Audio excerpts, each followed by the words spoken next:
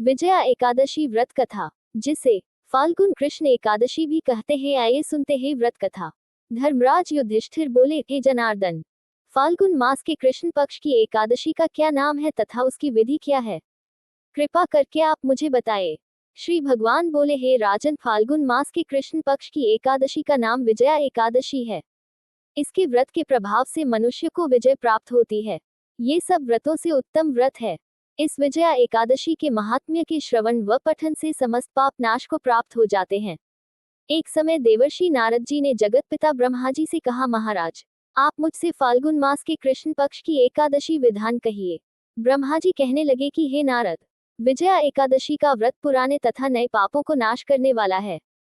इस विजया एकादशी की विधि मैंने आज तक किसी से भी नहीं कही।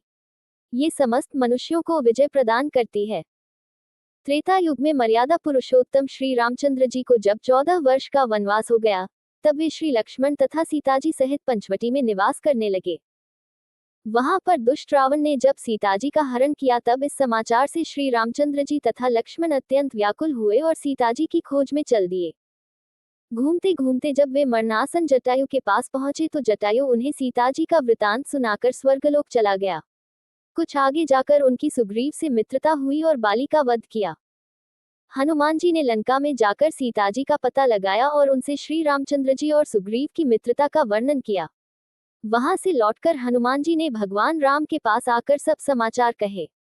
श्री रामचंद्र जी ने वानर सेना सहित सुग्रीव की संपत्ति से लंका को प्रस्थान किया। जब श्री रामचंद्र जी समुद्र से किनारे पहुंचे, तब उन्होंने मगरमच्छ आदि से युक्त उस अगाध समुद्र को देखकर लक्ष्मण जी से कहा कि इस समुद्र को हम किस प्रकार से पार करेंगे। श्री लक्ष्मण ने कहा, हे पुराण पुरुषोत्तम, आप आदि पुरुष हैं, सब कुछ जानते हैं। यहाँ से आधा योजन दूर पर कुमारी द्वीप में वग्दलभ्य नाम के मुनि रहते हैं। उन्होंने अनेक ब्रह्मा देखे हैं, आप उनके पास जाकर इसका उपाय पूछिए। लक्ष्मण जी के इस प्रकार के वचन सुनकर श्री रामचंद्र जी वग्दलभ्य ऋषि के पास गए और उनको प्रणाम करके बैठ गए। मुनि ने भी उनको मनुष्य रूप धारण किए हुए पुराण पुरुषोत्तम समझकर उनसे पूछा कि हे राम, आपका आना कैसे हुआ? रामचंद्र जी कहने लगे कि हे ऋषि, मैं अपनी सेना सहित यहाँ आया हूँ और राक्षसों को जीतने के लिए लंका जा रहा हूँ। आप कृपा करके समुद्र पार करने का कोई उपाय बतलाए। मैं इसी कारण आपके पास आया हूँ। वग्दलभ्य ऋषि बोले कि हे राम, फाल्गुन मास के कृष्ण पक्ष की एकादशी का उत्तम व्रत करने से निश्चय ही आपकी विजय होगी, साथ ही आप समुद्र भी अवश्य पार कर लेंगे।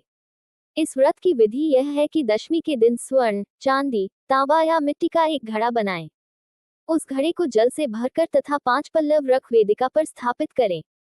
उस घड़े के नीचे सतंजा और ऊपर जौ रखें। उस पर श्रीनारायण भगवान की स्वर्ण की मूर्ति स्थापित करें।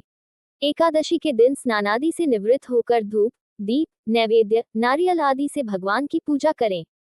तत्पश्चात घड़े के सामने बैठकर दिन व्यतीत करें और रात्रि को भी उसी प्रकार बैठे रहकर जागरण करें। द्वादशी के दिन नित्य नियम से निवृत्त होकर उस घड़े को ब्राह्मण को दे दें। हे राम, यदि तुम भी इस व्रत को सेनापतियों सहित करोगे तो तुम्हारी विजय अवश्य होगी। श्री रामचंद्र जी ने ऋषि के कथनानुसार इस व्रत को किया और इसके प्रभाव से दैत्यों पर विजय पाई। अतः हे राजन, जो कोई मनुष्य विधिपूर्वक इस व्रत को करेगा, दोनों लोकों में उसकी अवश्य विजय होगी। श्री ब्रह्मा जी ने नारद जी से कहा था कि हे पुत्र, जो कोई इस व्रत के महात्म्य को पढ़ता या सुनता है, उसको वाजपेय यज्ञ का फल प्राप्त होता है।